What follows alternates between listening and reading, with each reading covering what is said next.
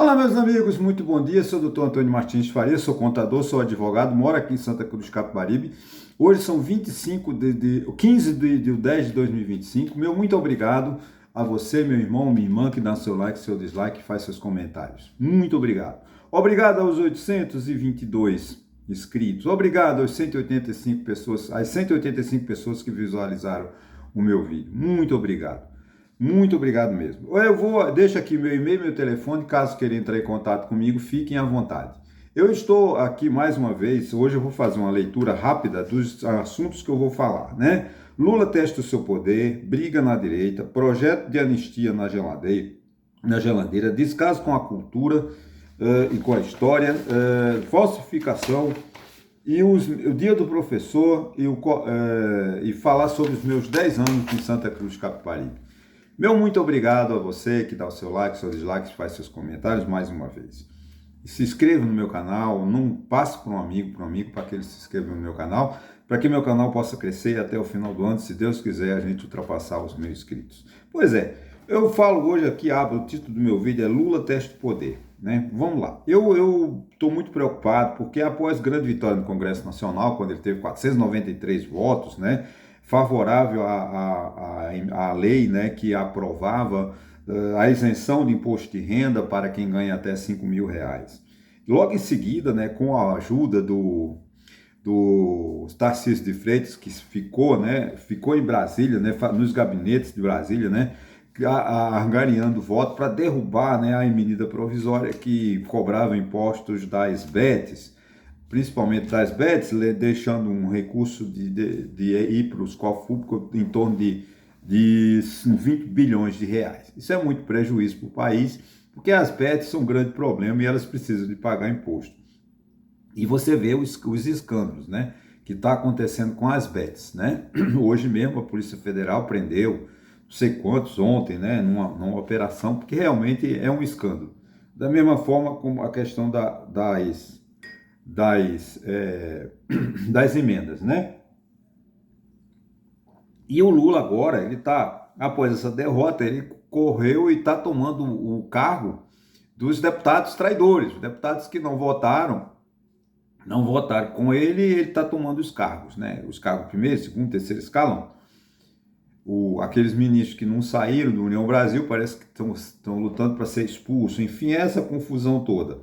Eu acho que o Lula tem razão, porque ele, quando ele assumiu o governo, ganhou a eleição, ele viu que não tinha maioria no Congresso Nacional, como de fato não tem como, né, um governante no Brasil, um presidente da República, ou uma governadora, ou um prefeito, ter maioria numa Câmara, né, no Parlamento. Por quê? Porque com a grande quantidade de partidos políticos, e partidos políticos empresariais, como o PSD de Kassab, como aquele do União Brasil, que é de Ruenda, né? São empresários que vivem na política, para a política, e estão lá, né, ganhando dinheiro do orçamento público, porque eles querem o orçamento público para eles, não estão interessados em ideologia. Mas essa chamada governança de coalizão, né, o presidente Lula teve que repartir os ministérios com boa parte dos partidos que são aliados a ele. Ora, o correto é, se o presidente Lula faz uma concessão, um acordo, olha, eu te dou o Ministério A, mas você vota comigo no Congresso, não tem porque o parlamentar votar contra. O parlamentar, enquanto aquele partido tiver um acordo com o presidente da República, que tem que votar com o presidente da República, né? Então é justo que o Lula tome esses cargos. Agora eu temo, porque ainda tem um ano e pouco de governo, né? Eu tenho medo de um fracasso do governo ainda precisar do Congresso Nacional, mas eu acho que Lula tem expertise, ele sabe o que está fazendo e eu acredito que ele será bem sucedido. Tomara, né? Eu espero que ele não fracasse, porque o fracasso do governante é o fracasso do país e eu não quero. Eu não sou daqueles políticos que quer o fracasso do governante para atrapalhar. Não, eu quero que o governante seja bem sucedido, que eu votei nele ou não, que ele seja bem sucedido, que ele trabalhe bem pelo meu país, leve mais escola, mais segurança, mais asfalto, enfim, né? Que seja um governante bom. Eu não torço por fracasso de ninguém, principalmente quando é um administrador público que administra os nossos dinheiros, os nossos recursos.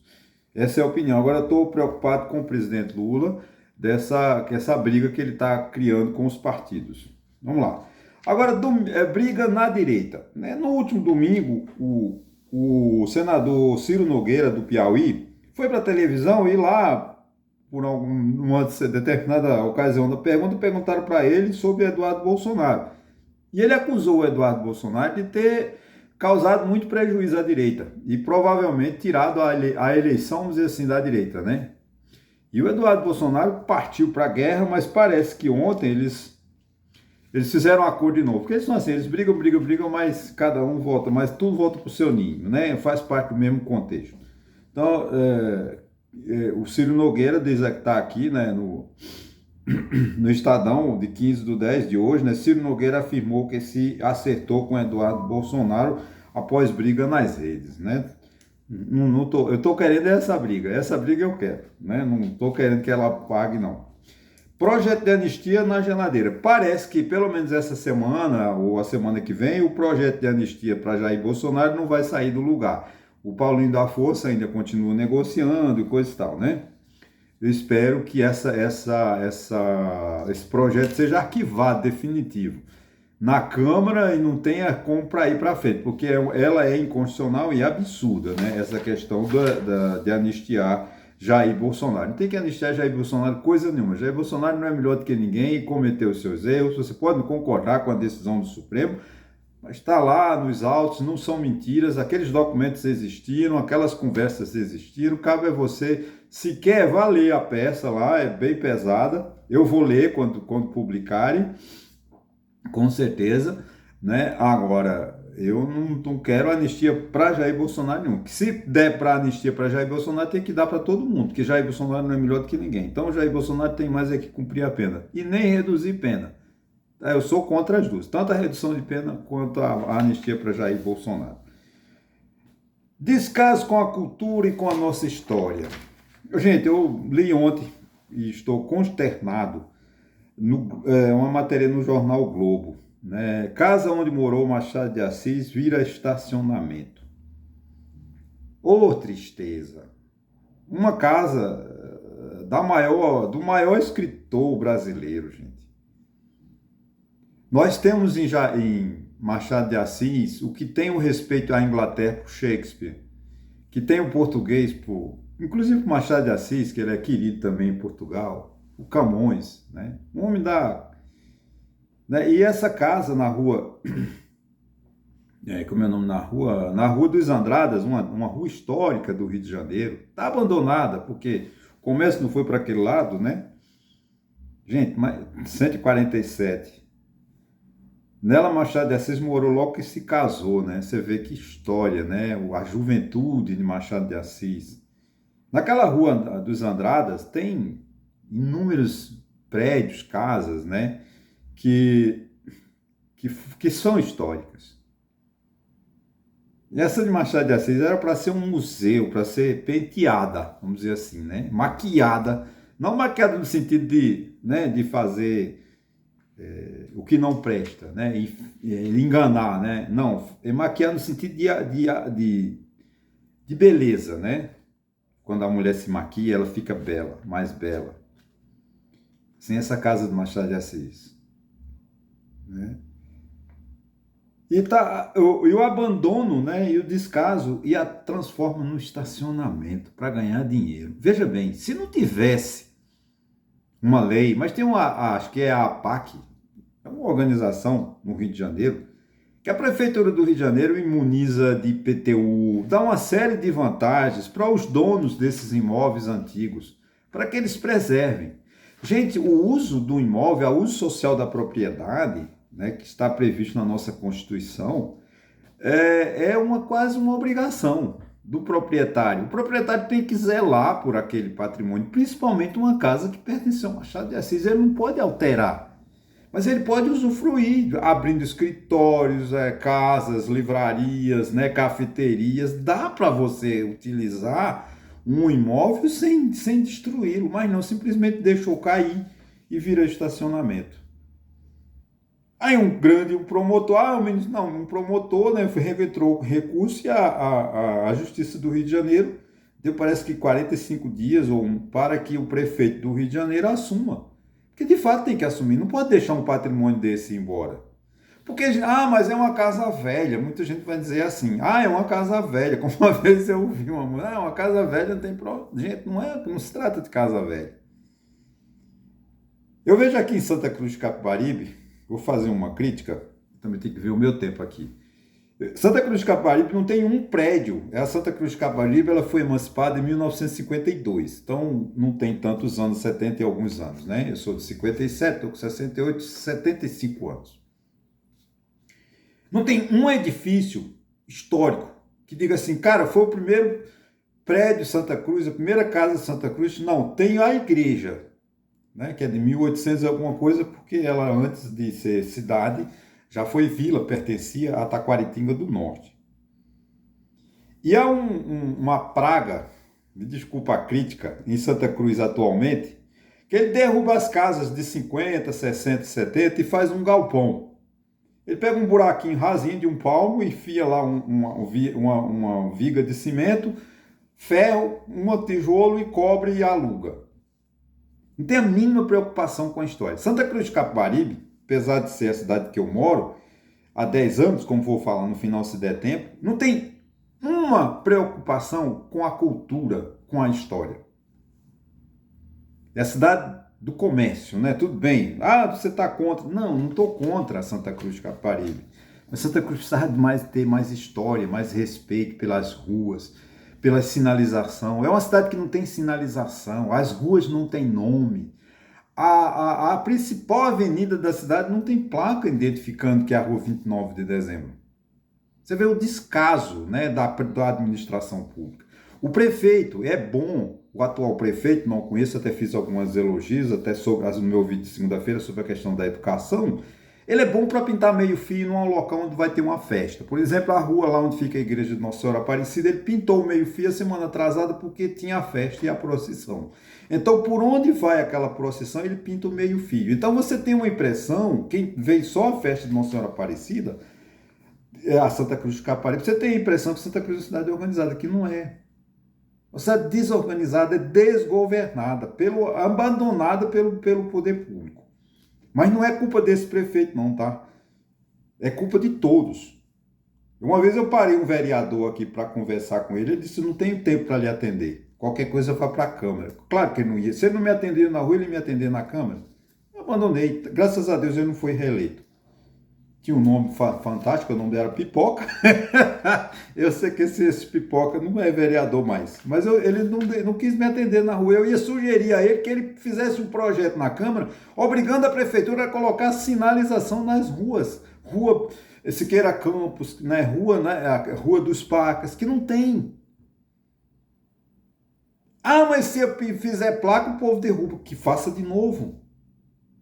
Que hoje é obrigado que as prefeituras mantenham câmeras de vigilância. Então, gente, não tem mais como. Se você quebrou um meio-fio, quebrou um poste, quebra uma lâmpada, quebra um sinal, tem como a Polícia Civil identificar e vai na casa dele e cobra.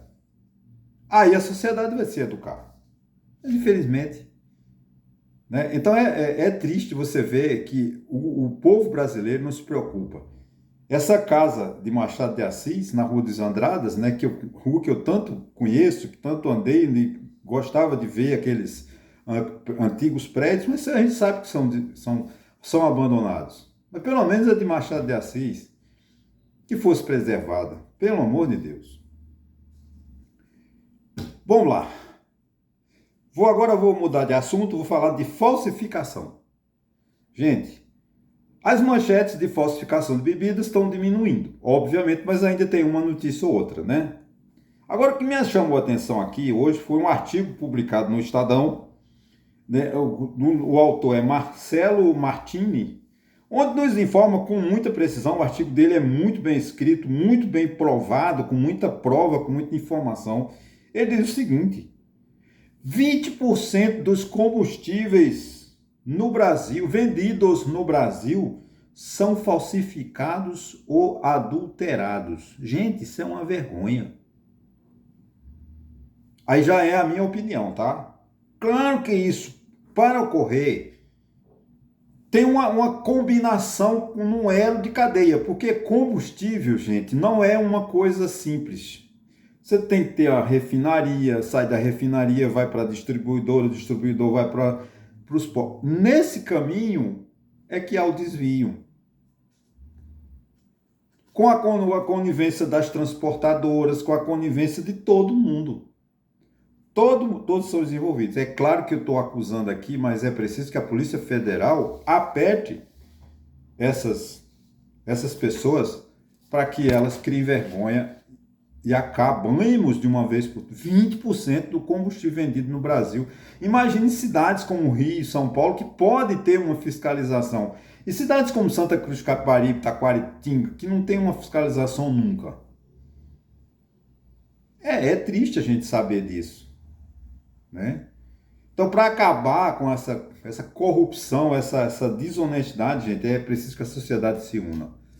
Cobre das autoridades, porque é impossível você saber que 20% do combustível produzido no Brasil vendido e produzido no Brasil é adulterado ou falsificado. Isso é muito triste. Bom, hoje eu não posso deixar de falar também, porque todo mundo que foi à escola tem um professor na lembrança. Hoje é dia dos professores, quero aqui o meu agradecimento aos professores do Brasil e do mundo. Porque existe um teto salarial de 46 mil para ministro do STF e para presidente da República, deputado federal. Esse teto devia ser revertido. 46 mil devia ser o salário do professor primário da escola do sítio, sei lá, Poço Fundo do município de Santa Cruz de Capibaribe. Porque o elemento mais importante de um país é o professor. E, lamentavelmente, a pior remuneração no Brasil é dedicada a ele. E olha que já melhorou. O piso tem uma lei, 1.200 e algumas coisas nos municípios não pagam piso, ou mais, tá? Ou só 1.200 e poucos pagam.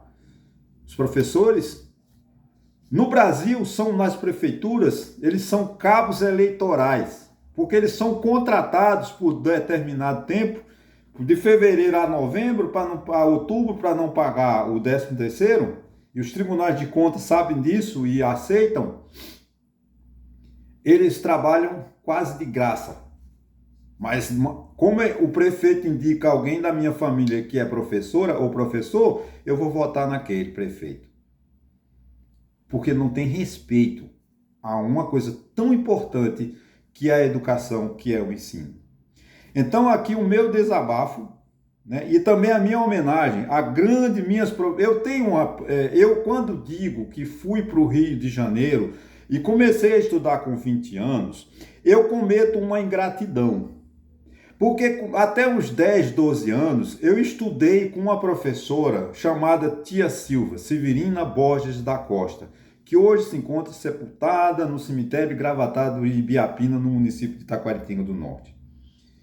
A dona Silva, como a gente conhecia, o meu maior respeito e o maior amor. Eu amo a Tia Silva como minha professora, como minha primeira professora.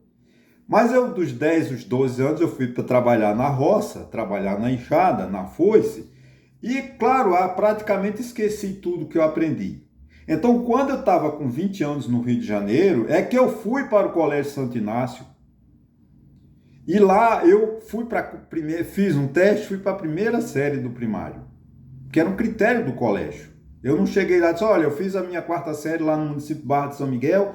Isso não interessava para o colégio. O colégio aplicava um teste, avaliava você e dizia em que série você se enquadrava. E ali eu iniciei a minha vida acadêmica. Na primeira série, 3 meses depois fiz um teste e fui para a 4ª série.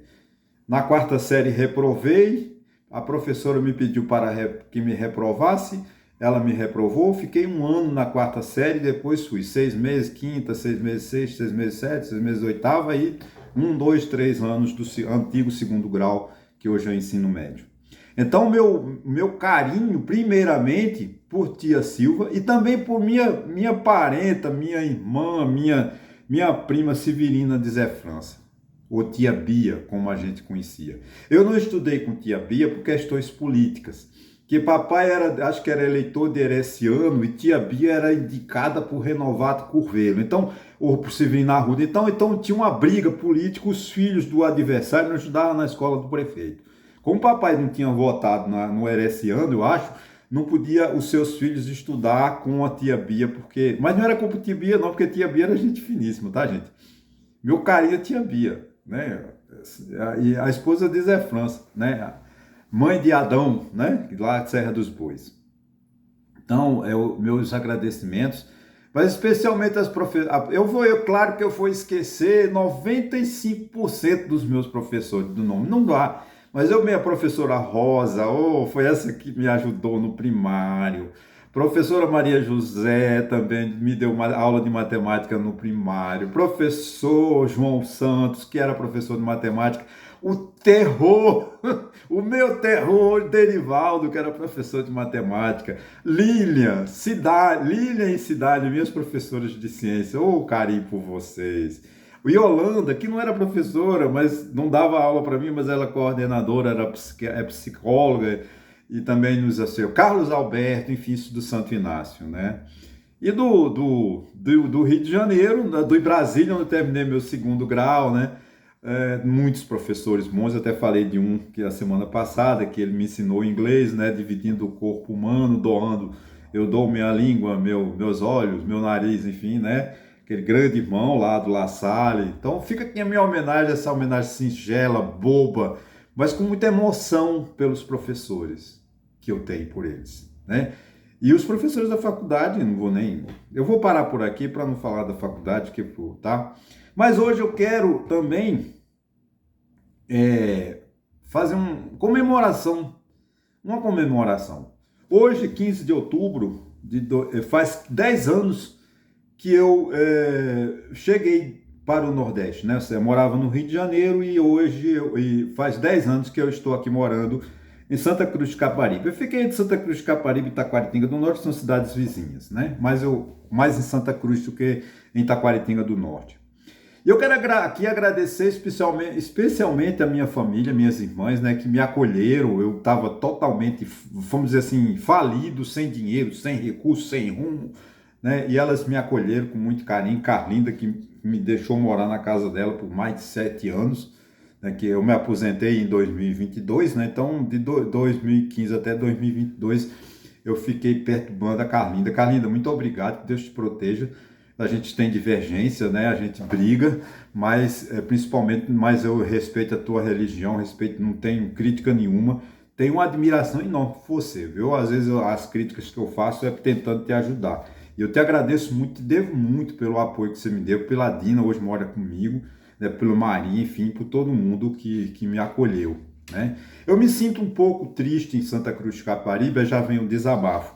Porque eu não sou uma pessoa, acho que de difícil convívio, mas eu não consegui fazer amigos em Santa Cruz de Caparibe. Não sei se é porque eu não gosto de comércio, eu não falo de negócios, eu falo de literatura, mas